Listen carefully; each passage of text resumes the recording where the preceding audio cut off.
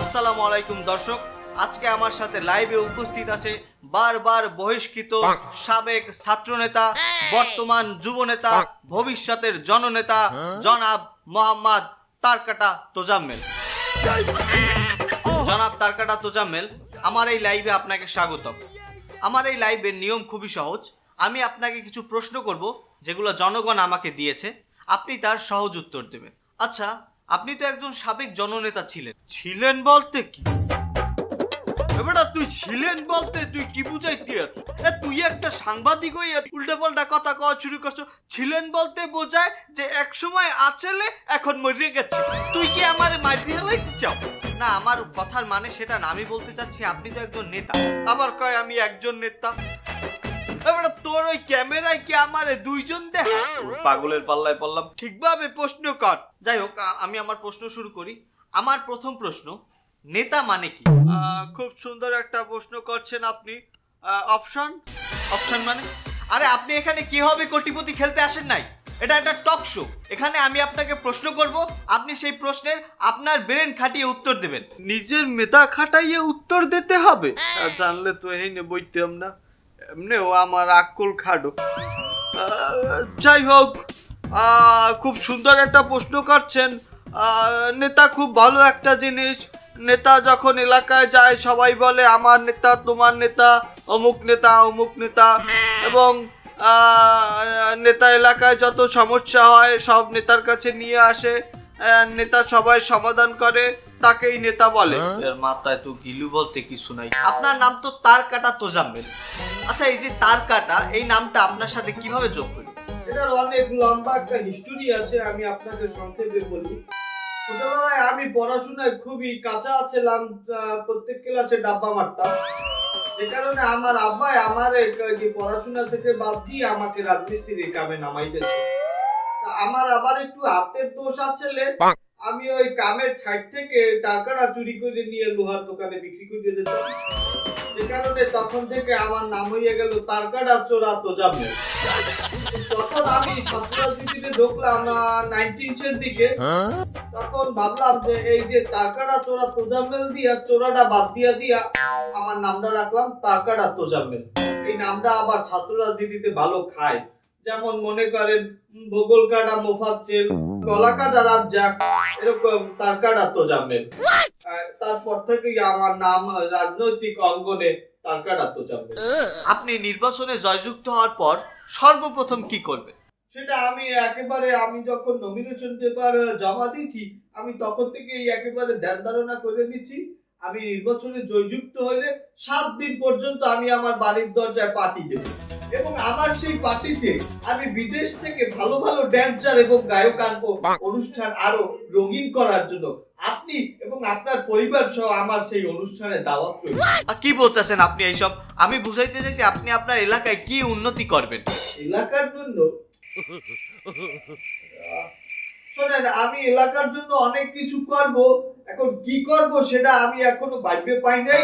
আমি একজন ভালো স্ক্রিপ্ট রাইটারের কাছে সেটা লিখতে দিচ্ছি। আমি যদি মনোনয়ন পাই তাহলে প্রথম ভাষণে আমি বলে দেবো যে আমি এলাকার জন্য কি করব। কারণ আগে যে ভাষণগুলো আমি দিচ্ছি ওগুলো পুরনো হয়ে গেছে, ওগুলো মানুষ খায় না। ধন্যবাদ। পরবর্তী প্রশ্ন করেন। যাই হোক, আমি আমার পরবর্তী প্রশ্নতে যাওয়ার আগে ভিডিও কলে আমার একজন দর্শক আছে, সে আপনাকে একটি প্রশ্ন করতে চায়। আমরা সেই প্রশ্নটা নিয়ে নেব। আসসালামু আলাইকুম দর্শক, আপনি আপনার বর্তমান পরিস্থিতি সম্পর্কে বলুন এবং আপনি আপনার প্রশ্নটি করুন। জি ওয়ালাইকুম আসসালাম। জি আল্লাহর রহমতে খুবই ভালো আছি। ঘরের কথা কি বলবো, ঘরে 24 ঘন্টা কারেন্ট থাকে, 12 ঘন্টা গ্যাস থাকে, আর পানি সেটা সবসময় পাওয়া যায়। তরকারি খুবই সস্তা।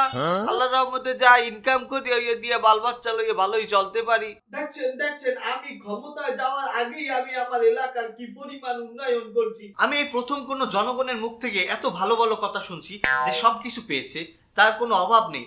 আচ্ছা, আপনি বরিশালে কোথায় থাকেন? আমি দুবাইতে থাকি।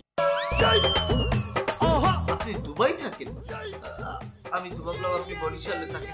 যাই হোক, আপনি আপনার প্রশ্নটি করুন। আমার এই প্রশ্নটা হইলে আমি দীর্ঘ 25 বছর যাবত দুবাইতে থাকি। কিন্তু প্রত্যেক বছর নির্বাচনের সময় আমার ভোটটা কেটা জানি দিয়ে যায়।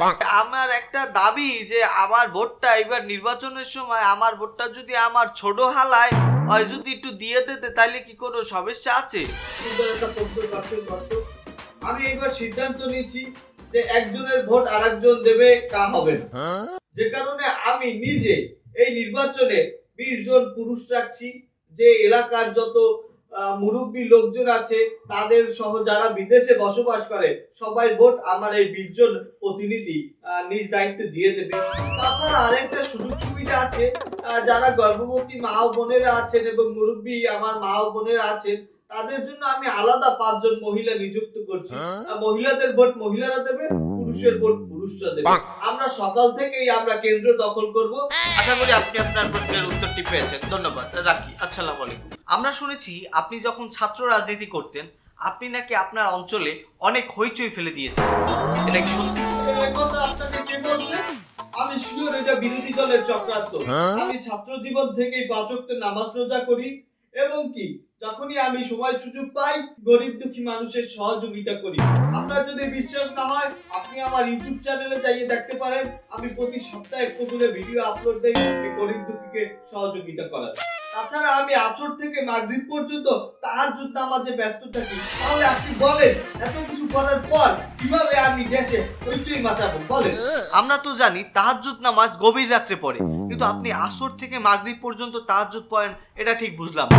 তাহাজ্জুদ গভীর রাতে পড়া হয় সেটা আমি জানি। আমরা জনগণের সেবায় সবসময় মগ্ন থাকি। আমাদের গভীর রাতে অনেক মিটিং করা লাগে, আমাদের অনেক জনসভা করা লাগে। সে কারণে আমরা রাত্রে সময়টা পাই না, এই কারণে ওই দিয়ে আমরা কাজা বলিয়ে দিই। যাই হোক, আমি আমার পরবর্তী প্রশ্নে চলে যাই। আপনার কি মনে হয় আপনি কি আপনার নির্বাচনী এলাকা পরিচালনা করতে পারবেন? এই একটা কথা বললেন, শিক্ষিত মানুষই এটা কি ধরনের কথা বললেন? এমনি আমি আমার এলাকায় 10 বছর যাবত একটা মদের দোকান চালাই প্রশাসনকে ফাঁকি দিয়ে। আমি আমার নির্বাচনী এলাকা চালাইতে পারবো না? আপনি যেভাবে আপনার প্রশ্নের উত্তরগুলো দিচ্ছেন তাতে আমি আমার প্রশ্নের উত্তর না পেলেও জনগণ বুঝে গেছে এই নেতা যদি ক্ষমতা পায় তাহলে দেশ ও জাতির কি অবস্থা হবে। যাই হোক, আমার সাথে এতক্ষণ এই লাইভ অনুষ্ঠানটি দেখার জন্য আর এই অশিক্ষিত এই নেতার এই ভুলভাল বক্তব্য দেখার জন্য সবাইকে ধন্যবাদ। আর দেখা হবে পরবর্তী কোনো অনুষ্ঠানে। আল্লাহ হাফিজ।